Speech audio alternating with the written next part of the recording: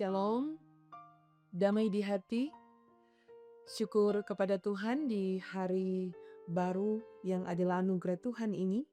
Kita dipertemukan lagi dalam Renungan Harian Keluarga, edisi Jumat 5 Juni 2026. Sebelum membaca dan merenungkan firman Tuhan, marilah kita berdoa. Kami bersyukur kepadamu ya Tuhan, untuk hari baru yang Engkau anugerahkan bagi kami. Kami akan melakukan lagi segala tugas dan tanggung jawab serta aktivitas kami di hari ini. Maka biarlah firman-Mu yang akan menuntun kami dan mengarahkan kami, sehingga hari ini boleh menjadi berkat bagi kami, tetapi juga berkat bagi orang lain. Hikmati kami dengan Roh-Mu yang kudus Tuhan, agar apa yang akan kami baca dan renungkan bersama, itu akan kami lakukan dalam setiap kehidupan yang kami jalani. Di dalam nama Tuhan Yesus, kami berdoa dan bermohon kepadamu. Amin. Pembacaan firman Tuhan di dalam Lukas pasal 12, ayatnya yang ke-10. Firman Tuhan berkata, "Setiap orang yang mengatakan sesuatu melawan Anak Manusia, ia akan diampuni. Tetapi barang siapa menghujat Roh Kudus, ia tidak akan diampuni." Demikian firman Tuhan. Dan tema perenungan di hari ini adalah menghujat Roh Kudus tidak diampuni. Saudara-saudara yang dikasihi dan diberkati oleh Tuhan Yesus, kata penghujat menurut Kamus Besar Bahasa Indonesia artinya mencaci, mencela, memfitnah.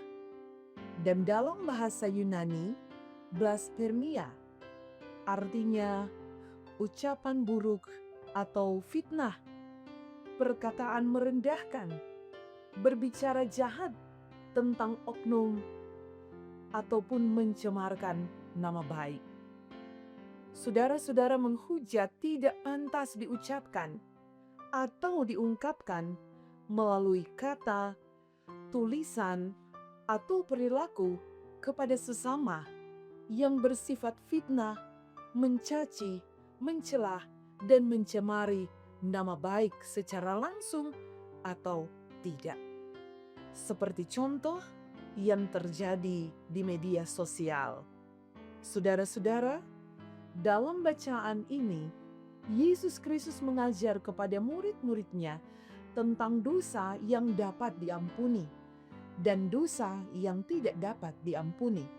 Dosa perkataan yang melawan Anak Manusia masih dapat diampuni.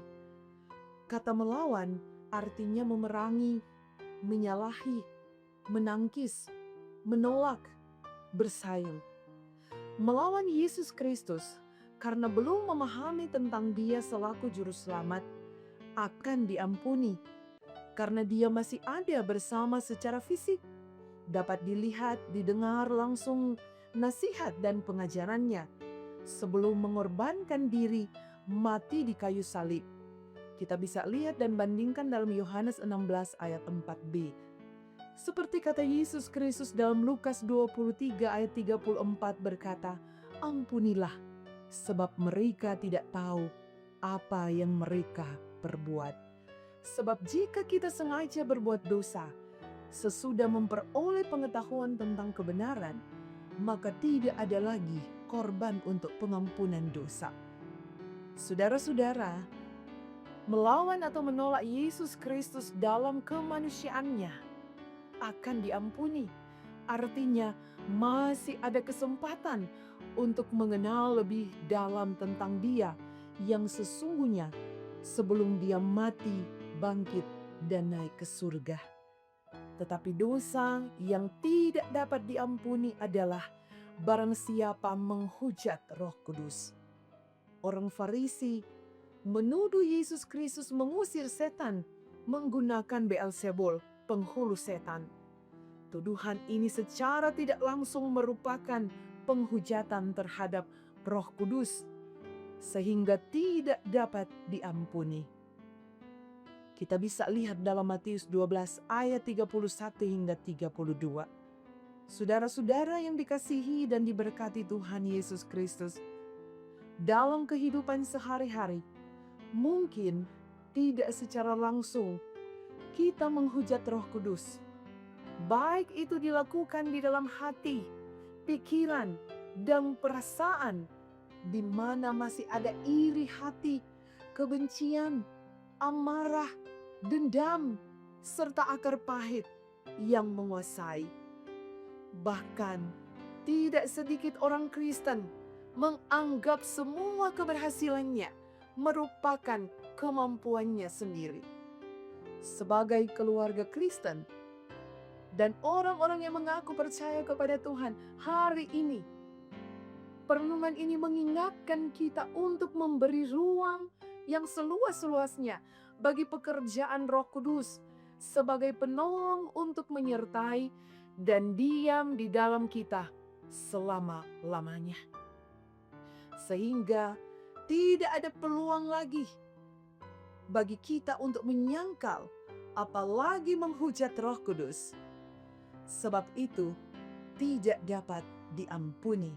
Saudara-saudara, marilah kita menjaga setiap perkataan kita agar tidak menghujat Roh Kudus dan menfitnah sesama.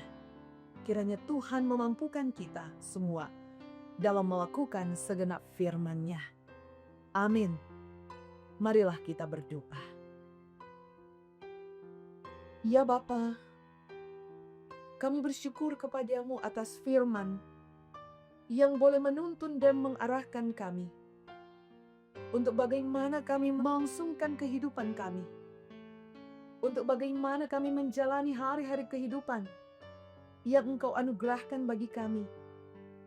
Tuhan senantiasa mampukan kami, beri kami hikmat, kebijaksanaan, agar supaya kami dijauhkan dari hal-hal yang akan menghujat Roh Kudus, bahkan memfitnah sesama kami.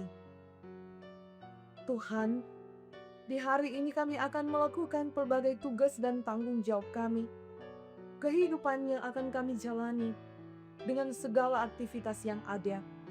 Berkatilah kami, berilah kami semua kesehatan kekuatan daripadamu. Jaga lindungi kami di mana kami pergi dan berada. Berilah kami keselamatan. Berilah kami perlindungan yang sempurna dari Tuhan. Engkau buat berhasil segala sesuatu yang kami lakukan dan kerjakan di dalam Tuhan. Tambah-tambahkan hikmat dan kebijaksanaan, agar supaya kami pun senantiasa mampu melakukan segala sesuatu sesuai dengan kehendak Tuhan. Tuhan berkati untuk setiap kami yang boleh menikmati syukur karena hari ulang tahun pribadi, tetapi juga hari ulang tahun pernikahan. Tuhan kiranya memberkati, kuduskan setiap syukur yang ada, bahkan setiap syukur yang ternikmati oleh karena berkat-berkat Tuhan dalam segenap kehidupan. Tuhan kiranya memberkati.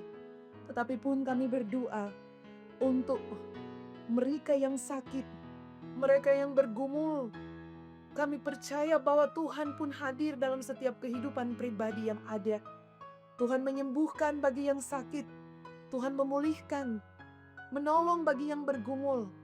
Tuhan menghibur bagi yang berduka. Setiap beban dan persoalan serta pergumulan hidup yang ada, Tuhan angkat dan pulihkan kami. Kami taruh segala kehidupan kami di hari ini Bapa di dalam tangan pengasihan-Mu saja. Dan Tuhan memberkati semua yang boleh menyaksikan renungan harian keluarga ini. Biarlah kehidupan pribadi dan keluarga yang ada diberkati oleh Tuhan dalam segala tugas kerja dan karya, dalam setiap rencana-rencana dan kerinduan hidup yang ada, bahkan dalam setiap gumul yang ada. Dan biarlah Tuhan, terjadilah seturut kehendak-Mu dalam kehidupan kami, bukan kehendak kami manusia yang terjadi. Kami bawa doa ini di dalam nama Tuhan Yesus, yang adalah sumber kehidupan kami yang hidup.